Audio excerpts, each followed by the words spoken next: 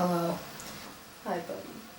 This is Roscoe. I have been collecting CDs for the last few months or so. A lot of these I got from either thrift stores or my mom also has like an insane CD collection downstairs, so I got a lot of those from there as well. But I'm going to be talking about my favorites, so let's get into it.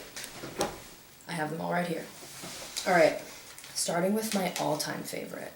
This is Norah Jones, Come Away With Me. I got this one at a CD shop in Vermont for like $9. It was half off because it was originally $18, which I was like, as much as I love Norah Jones, I'm not dropping almost $20 for a CD in this economy.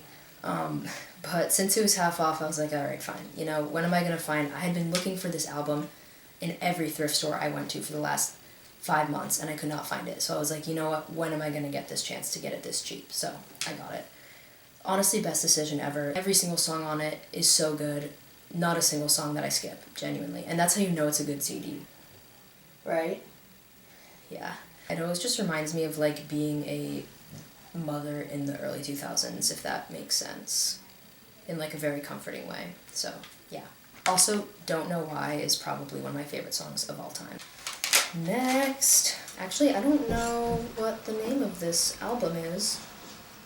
Oh, you want to leave? Bye. Okay.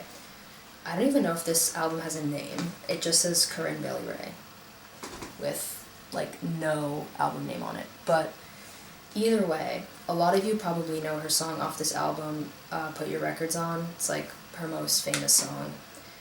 I didn't listen to any of her other music until I saw this album downstairs. My mom has owned it for a while. And I started listening to it on my boombox, and I was like, why is every song a banger? Like, I know that was her most popular one, but Just Like a Star is honestly a pretty close second, if not just as good. Call Me When You Get This. I mean, there's just so many good songs on here. So, yeah, this is a great, like, chill, kind of, like, R&B vibe. What's next? This one, Marcy Playground, is from my mom's collection as well. Marcy Playground will always remind me of her just because she introduced me to them when I was pretty young. Like Sex and Candy was one that we listened to a lot when I was a kid. Oh fuck, they're all so good actually, now that I'm looking at this. But I would say top 3 besides Sex and Candy is St. Joe and the School Bus, Cloak of Elvenkind, and Sherry Fraser. St. Joe and Cloak of Elvenkind I knew before I listened to the CD, and then the first time I listened to the CD all the way through is when I heard Sherry Fraser for the first time, and that's probably my new favorite song off of this album. It is pretty excellent. Yeah, this is just like a nice kind of chill acoustic album.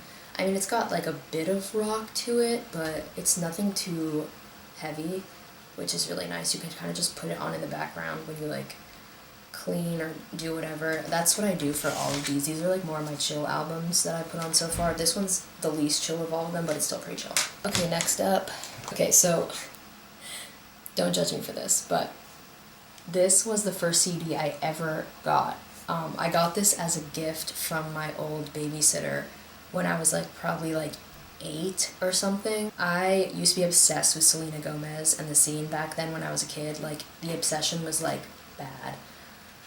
But also I had taste, because listening to this again, like every song is a banger. It just perfectly encapsulates like the early 2000s coming of age sort of like alternative pop rock era. What's crazy too is that, so this is what she looked like when she made this. When I was watching these music videos, because I was obsessed with these music videos, which is like low-key kind of gay of me, but we're not going to talk about that. But I was obsessed with these music videos, and back then I was like, oh my god, she must be like mid-20s. Like, I thought she was like my age that I am now. I'm 23 now. Looking at it now, I'm like, she was like 15. But like, because I was so young, she just seemed so much older. And now I'm like, damn, what am I doing with my life? If she was 15, already had an album out and was a banger, every single song, like, wow. Kiss and Tell, Won't Apologize, Falling Down, Crush, Naturally, As a Blonde, and Tell Me Something I Don't Know were, and still are, my favorites off this album. I just named like almost every single song. It's just like a fun, like not serious album. Also, the Tell Me Something You Don't Know music video, I'm sure still holds up to this day because I was obsessed with that one. If you know, you know. Okay, next. Everybody else is doing it, so why can't we? By the Cranberries. This is another one of my mom's. She had excellent taste. This album is very 90s, kind of like whimsical. It just reminds me of autumn. I always play this album just on repeat, like during October and September, October. When all the leaves start changing and it gets a little cold, I feel like this is prime. I Still Do is a great one. I feel like that's an underrated one because obviously everyone knows Linger and Dreams, which like those are great.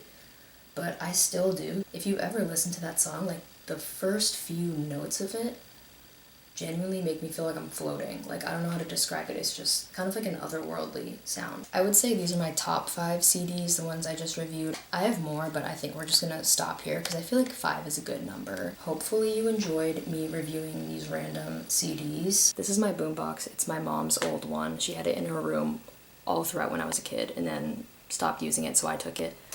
I put a little hand on it. I don't know where I got that, but yeah, it's pretty awesome, and that is all for the top 5 CDs. Thanks for watching. Bye.